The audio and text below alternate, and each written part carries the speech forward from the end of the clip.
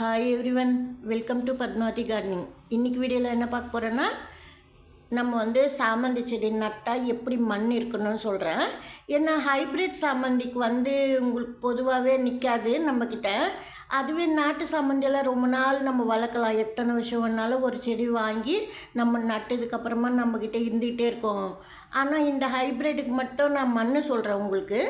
அதுபோல் நீங்கள் மண் ரெடி பண்ணிவிட்டு செடி நட்டிங்கன்னா சூப்பராக பக்கத்துலேருந்து கன்று எழும்பி வரும். பொதுவாக கண்ணெல்லாம் எழும்பி வராது ஹைப்ரிட்டுக்குன்னு சொல்லுவாங்க. எல்லா ஹைப்ரிட்டுக்கும் இப்போ வருது, பக்கத்துலேருந்து கன்று எழும்புது.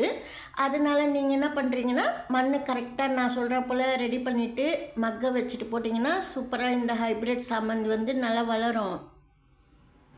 ஏற்கனவே ஒரு சாமந்தி லைட் கலரு வீடியோவில் புதுசாக நம்ம வாங்கியிருந்தோம். அந்த சாமந்தியெல்லாம் நல்லா பழச்சி என்கிட்ட நல்லா வளருது. இருந்தாலும் கொஞ்சம் லேட்டாக வருது. ஏன்னா எனக்கு டைம் இல்லாதனால இப்போ வந்த இடத்துலையும் மண் ரெடி பண்ண முடியல. அதுக்காக சொல்கிறேன். இப்போ நீங்கள் அதே போல் மண் ரெடி பண்ணிவிட்டு நட்டிங்கன்னா சூப்பராக வரும். இது ரெட் கலர் பென்டாஸு சூப்பராக இருக்கு பாருங்கள். ரோஸ் கலர் கூட நான் வச்சுருந்தேன், இப்போ இல்லை. வீடு ஷிஃப்ட் ஆகும்போது நிறைய சேல் பண்ணிட்டேன், அதுக்காக சொல்கிறேன். இப்போ கொஞ்சம் செடி தான் வச்சுருக்கேன். இது புதினா செடி. மண் கூட நான் சொல்கிறேன் அப்புறமா. இந்த மண் நீங்கள் கொண்டு இதே போல் நட்டிங்கன்னா சூப்பராக செடி வளரும். ஆனால் இந்த மண் வேறு. இப்போ சாமந்திக்கு ஹைப்ரிட் சாமந்திக்கு எப்படின்னா, இது போல் வெஜிடபிள் வேஸ்டெல்லாம் மண்ணுக்குள்ளே நீங்கள் போடணும். அப்போ தான் நல்லது. இது போல் மண்ணுக்குள்ளே போட்டுட்டு மக்கை வச்சுக்கிட்டே இருக்கணும். கூடவே இப்போ நம்ம ஏற்கனவே சாதம்லாம் பழைய சாதம்லாம் வச்சுருப்போம். அந்த பழைய சாதமும் ஒரு 2 ஸ்பூன் தயிர், வெங்காயத்தோல் இருக்கிறப்பெல்லாம் நம்ம வெஜிடபிள் வேஸ்ட்டில் எல்லாமே போட்டு கலந்து போட்டுடணும். நீங்கள் சாப்பாடு குழம்பு எல்லாமே ஊற்றலாம் இந்த எருமண்ணில்.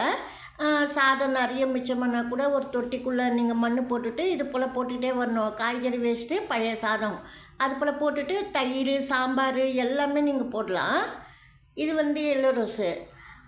நம்ம அது போல் சாம்பார், குழம்பு, இட்லி, தோசை எது மிச்சமானாலும் நீங்கள் போடலாம் அதில். ஆனால் அது போல் நான் பழைய சாதமெல்லாம் சாம்பார், குழம்பு, காரக்குழம்பு எல்லாமே நான் ஊற்றிருக்கேன் அதுக்குள்ளே, அந்த மண்ணுக்குள்ளே. அந்த சமயத்தில் நான் ஒரு டப்பில் கூட நான் வளர்த்து நீங்கள் பார்த்துருப்பீங்க. பக்கத்துலலாம் நிறைய கன்று வந்தது.